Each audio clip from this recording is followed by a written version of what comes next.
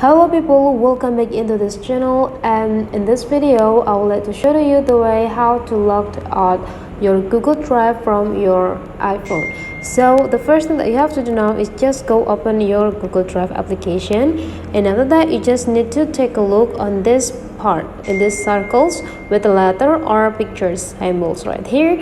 So this is indicate the account that you use for logged in or activate the Google Drive that you use on the screen right now.